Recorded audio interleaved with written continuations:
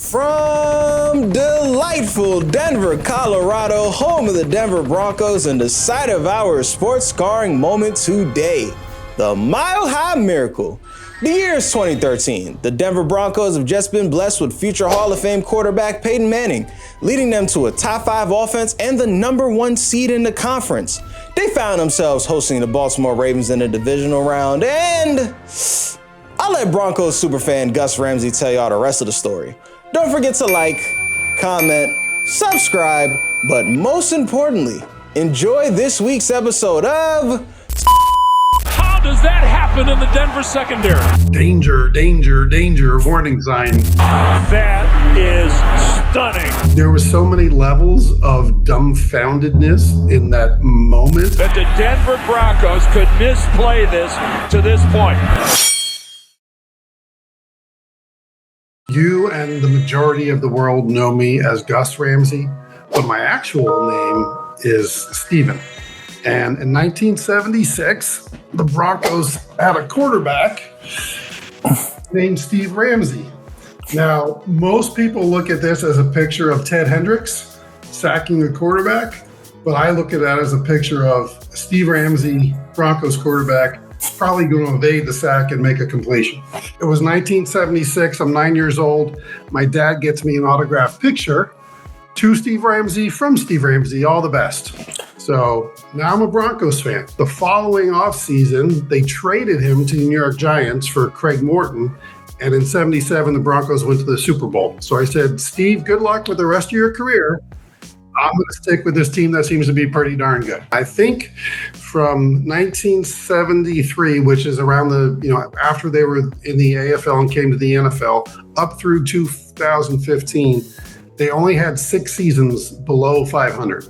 So the Broncos have basically been a winning organization my entire life, minus up until last year when we finally got back to the playoffs. Keeping up with the tradition of great Broncos QBs, after events in Indianapolis that we covered on the last episode of this show, shameless plug, go watch it, it's awesome, they ended up winning the sweepstakes for one Peyton Manning. Well, I was working at ESPN at the time, and so there were rumblings and Adam Schefter reports and whatever, but I think most people were thinking he would still go back to the Colts. I don't think, if I remember correctly, what wasn't being reported was the Colts didn't want him. I think they probably didn't want it out there that they didn't want him. So when the newswire came across our desks, I was at work, that we had got Peyton Manning.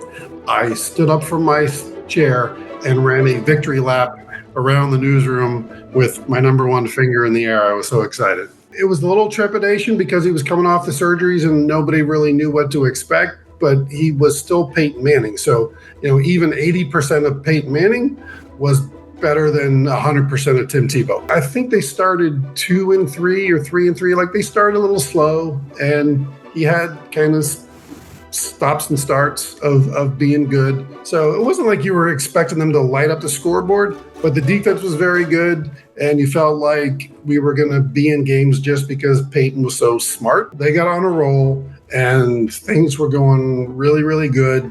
And I think most everybody was thinking we're going to go to the Super Bowl this year. Their first test on their journey to the Super Bowl was a team from Baltimore who have done quite well for themselves.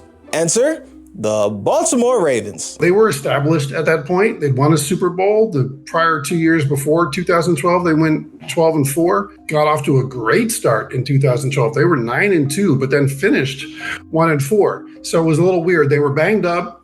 We played them late in the season in Baltimore and rolled them pretty good. There was like a little bit of, we're better than them. We were 9-point favorites. And it's not like they had great offensive players all over the field, but they were the Ravens, and they had Ray Lewis, and they had Harbaugh coach, and they had a pedigree. So I think any fan going into a playoff game, like I don't think I've ever gone into a playoff game, well, maybe like 2 or 3 times, was like, oh yeah, we're rolling today, because it's the playoffs. Weird things happen. If there's one thing that helps with pre-playoff jitters, it's an early stop and a score. The Broncos got theirs in the form of a 3-and-out, followed by a punt return from star return man Trindon Holliday. Believe it or not, it was a mixed bag. Obviously, joy over a punt return for a touchdown and getting us on the board right away. But game time temperature was 13 degrees. And the Ravens started with the ball. So Peyton's on the sideline for that. We get the punt return for touchdown. Now the Ravens are getting the ball back. That means Peyton is sitting on the sideline in the freezing cold. You know, he's not accustomed really to playing too many outdoor cold weather games. He's got gloves on both hands, which he had never done before. So part of me was like, I just need him to get on the field and start throwing the ball. So yes, happy for the points, but kind of bummed that he didn't get a chance to get out there right away and had to sit around in the cold even longer. You know, Bill Simmons is a good buddy of mine, and he would send me texts about old noodle arm Peyton, and you know, out routes were not even an option because he wasn't going to get it out there. It certainly limited what they could do offensively, but again, they were the second highest scoring team in the league. He threw 37 touchdown passes and I think only 11 picks. So I expected them to at least have a good day offensively. The concern was, all right, well, the Ravens defense kind of keep it close. So when you get a punt return for touchdown, it's like, oh, all right, there's some bonus points. If the punt return didn't calm the nerves, could anything? Or was it just pins and needles the entire time? Pins and needles the whole way, because no team ever had more than a one-score lead. It was Broncos 7-0, Ravens 7-7, 14-7, 14-14, 21. It just went like that the entire time.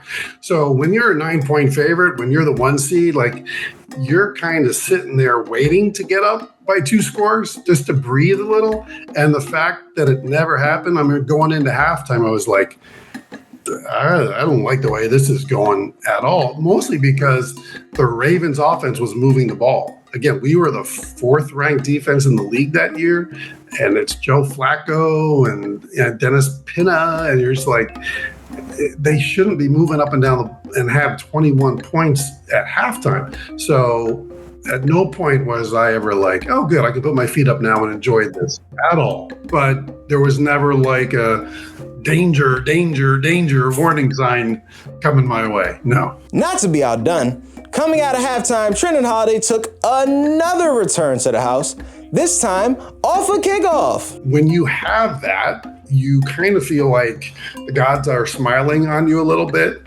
You know, I'm also a big Mets fan, and any Mets fan of my generation, a little younger, will tell you in 2006 against the Cardinals in Game 7, when Endy Chavez went up and robbed the home run and then doubled Jim Edmonds off first base, we all went, we're winning this game. And then we didn't. But when you get 14 points from special teams against the Ravens, you kind of got to feel like, all right, it's our day. Okay, let's get to the actual moment this episode is about.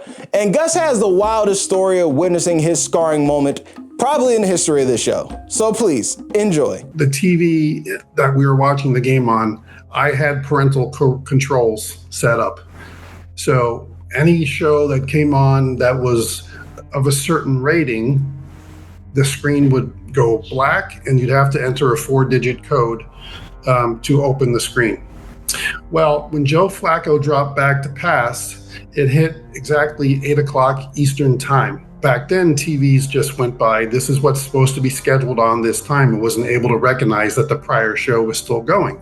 So as Flacco dropped back to pass, and as Von Miller nearly is sacking Joe Flacco, my screen goes black and asks for the 4-digit code to unlock the TV because of whatever show, 60 Minutes or whatever, was coming on. So my son says, I think we sacked him, and I am scrambling for my remote control, and by the time I enter the 4-digit code and the game comes back on, the Ravens are in the end zone celebrating. The football gods didn't want me to see it live because they were afraid of what I would have done in the moment. So then I had to sit there and wait for the replay to see what the hell happened. The game was over. They're on their 30-yard line.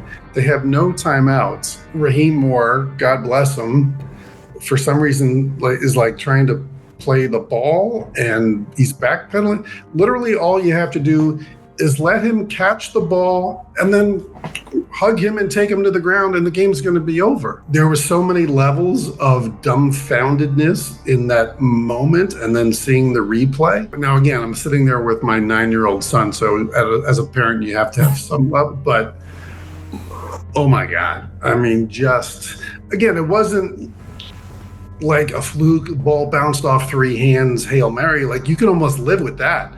This was just terrible execution. You let a guy get behind you. Like, we should have just had three guys standing on the goal line. The anger of how poorly it was played was really what was driving my rage at that particular time. Due to the Mandela effect, some believe that Jacoby's catch was actually the game winner, but it just sent the game into overtime. And then there was another overtime. How do you even recover after a moment like that? Yeah, overtime, and that's one of those things where it's like, all right, as horrible as that was, we can still win this thing. Like, all right, we got Peyton. Let's just go down there, even if we just get a field goal, whatever. Let's do that. And so, a double overtime game is weird when both teams get the ball a couple of times. There's like this combination of dread of, oh God, like all they need is probably like 30 yards and Tucker's going to kick a field goal. I think that was his rookie year, Tucker. But then on offense, it's like, all right, Peyton, let's go. Let's move the ball. The killer really was, prior to the Flacco Jones play, is Denver could have run out the clock in regulation. They had a 3rd and 7. Peyton Manning is your quarterback. You signed Peyton Manning for those moments to go, okay, Hall of Famer, get somebody open, complete a pass. In fact, in the year when the Broncos won their first Super Bowl and they were playing in Pittsburgh, they had a key 3rd down late in the game, and John Elway found Shannon Sharp. We didn't run the ball on 3rd and 5 with Terrell Davis. Oh, by the way, we said, John, go make a play. You're our guy.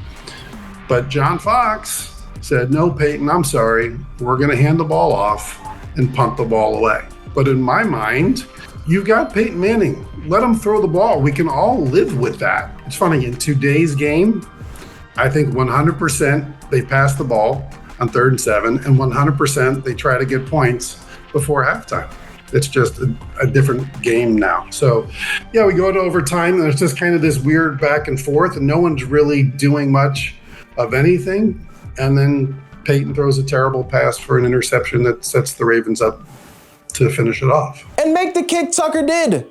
How does one react to such a debilitating loss? Anger and sadness and wasted opportunity. You know, it's like, we are the 1 seed. We are perfectly primed to go to this Super Bowl. We were 9-point favorites. How do you lose this game?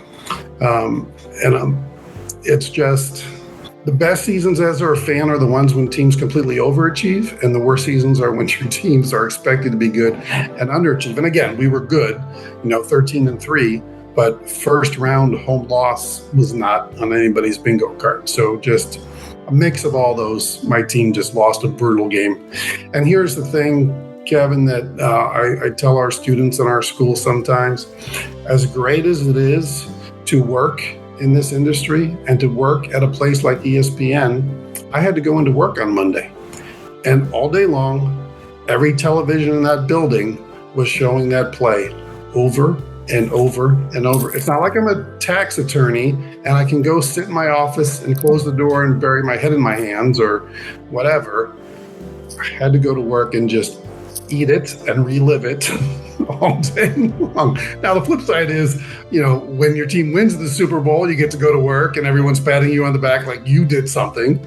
But those are really, really tough days after your team loses a game like that. And you're running SportsCenter at the time, right? I am, yeah. Oh my gosh. Yeah. So, this is gut-wrenching.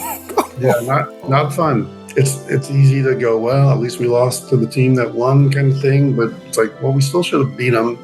It's not going to change anything when the season starts next year. It's not going to change anything in the history books. And it's not going to change anything 13 years from now when someone wants to interview me about how much it sucked. So. Thank you to everybody for watching. Thank you to Broncos fans for watching this far. If you did, please leave a comment so I can thank you personally. And thank you to you in particular. Yes, you. But a few years after this moment, the Denver Broncos did win the Super Bowl again.